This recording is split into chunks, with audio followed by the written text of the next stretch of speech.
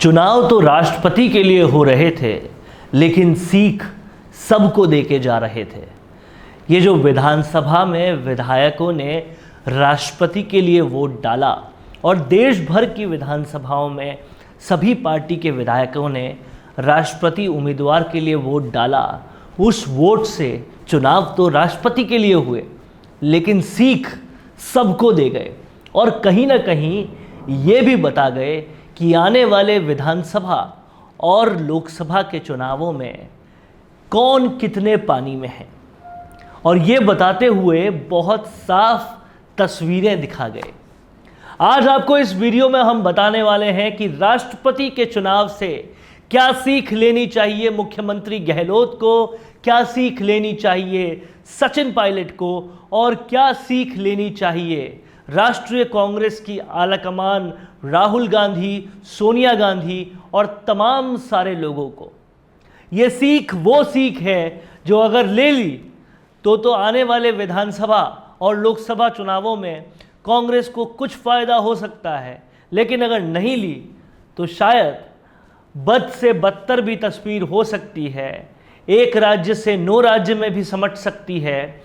सब कुछ कांग्रेस का खत्म भी हो सकता है। इस वीडियो को आखिर तक देखिएगा और समझिएगा कि कैसे राष्ट्रपति चुनाव बहुत कुछ सिखा, बता और जता रहे हैं।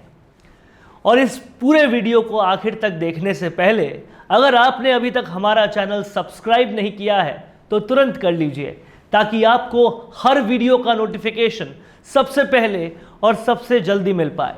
और साथ ही पास बना बेल आइकन भी दबा लीजिए, ताकि कोई भी नोटिफिकेशन आपसे चूक न पाए।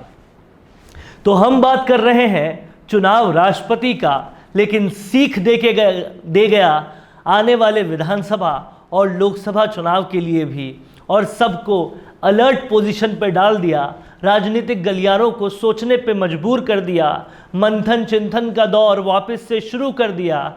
लेकिन जो सीख पाएंगे वो आगे बढ़ जाएंगे और जो पहले की तरह इग्नोर करते चले जाएंगे वो और ज़्यादा गर्त में चले जाएंगे।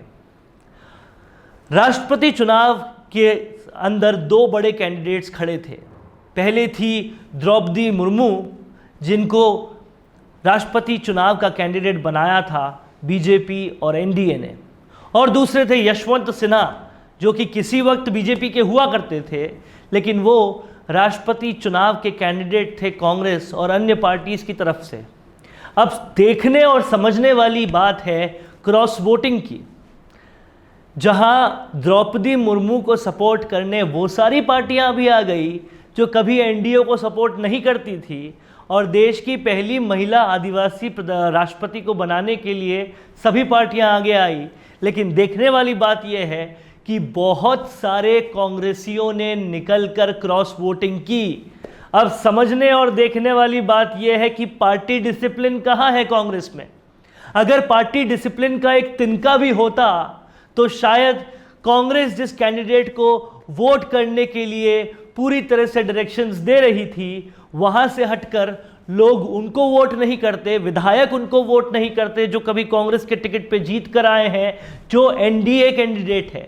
लेकिन ऐसा हुआ, इससे साफ दिखाई जताई और बता सकते हैं कि कहीं ना कहीं आने वाले चुनाव में भी बगावत के आसार पुरजोर तरीके से हैं, सबसे बड़े तरीके से हो सकते हैं। और न सिर्फ विधानसभा चुनावों में बगावत हो सकती है, बल्कि लोकसभा चुनावों में भी बगावत हो सकती है। इस क्रॉस वोटिंग ने यह साफ तौर पे दिखा दिया।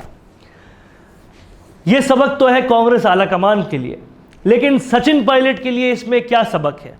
सचिन पायलट के लिए इसमें यह सबक है कि कांग्रेस आलाकमान जब कुछ चीज़ देख नहीं रही, सुन नहीं रही, समझ नहीं रही, आगे बढ़ नहीं रही, तो अब शायद सचिन पायलट को एक्शन लेने की ज़रूरत है। और कहीं ना कहीं जो पूरी तरह से शिथिल पड़ चुकी कांग्रेस है, उसमें या तो कोई बड़ा एक्शन लेकर उनमें जान फूंकी जाए और या फिर आगे का रास्ता देखा जाए, यह समझ लेना चाहिए। क्योंकि ये राष्ट्रपति चुनाव पूरी तरह से आगे की कहानी कह रहे हैं कि आगे विधानसभा चुनावों में और उसके आगे लोकसभा चुनावों में क्या कुछ होना है, ये साफ तौर पे पता चल रहा है।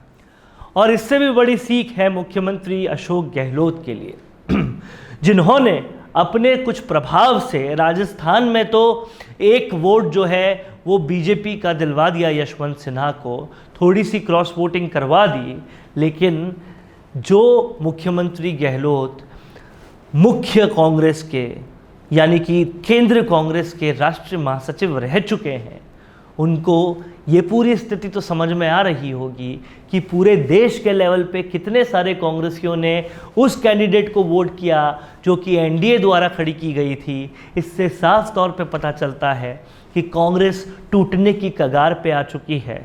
और अब बाकी सारी बातें छोड़कर अगर अपोजिशन को बचाने की वो कोशिश करें, सबको मनाने की कोशिश करें, सबको तवज्जो दें, कार्यकर्ताओं से लेकर बड़े नेताओं तक को, तो शायद मामला सुलझ सकता है। क्योंकि गहलोत वो अनुभव वाले नेता हैं जो अगर चाहें तो चीज़ों को बहुत ज़्यादा सुधार भी सकते हैं और चाहें तो हद से ज़्यादा बिगाड़ भी सकते हैं। इसलिए अब यहाँ पर मुख्यमंत्री गहलोत को भी समझने की ज़रूरत है और कांग्रेस आलाकमान के लिए तो सीख ही सीख है। अगर वो नहीं समझी कि किसी भी बात पर विरोध करने के लिए विरोध करना ज़रूरी नहीं है, कहीं तो उन्हें यंग नेताओं को आगे लाना पड़ेगा, कहीं तो अपने कांग्रेस के यंग ब्लड को आगे दिखाना पड़ेगा, कहीं तो कार्यकर्ताओं को जताना पड़ेगा कि हाँ हम भी बदलाव ला सकते हैं, हाँ हम भी पुराने ढर्रे पर नहीं चलेंगे। ये सब कुछ करने के बाद ही कहीं ना कहीं कांग्रेस में जान फूकेगी, जो कि कांग्रेस कितने ही चिंतन मंथन के बाद भी नहीं कर पाई है। इसीलिए अगर इन चुनावों से आगे की सीख ले ली तो 1 साल बाद होने वाले विधानसभा चुनाव और उसके बाद होने वाले लोकसभा चुनावों में कांग्रेस को कुछ हासिल हो सकता है। और नहीं तो अगर इस चुनाव से कोई सीख नहीं ली तो कांग्रेस और भी ज़्यादा गर्त में जा सकती है। कैसा लगा आपको ये विश्लेषण, हमें कमेंट करके बताएं। अगर ये विश्लेषण आपको पसंद आया है तो ज़्यादा से ज़्यादा शेयर करें ताकि ये वीडियो उन तक पहुंच पाए जो शायद इसको सुनेंगे तो कुछ चेंज कर सकते हैं, कांग्रेस आलाकमान भी सुन पाए। ज़्यादा से ज़्यादा इसे शेयर कीजिए और अगर आपने अभी तक हमारा चैनल सब्सक्राइब नहीं किया है तो तुरंत कर लीजिए। नमस्कार। क्या आप ऑनलाइन ई-कॉमर्स बिजनेस शुरू करना चाहते हैं लेकिन डरते हैं कि बल्क में माल खरीदने के लिए इतना इन्वेस्टमेंट कैसे करें?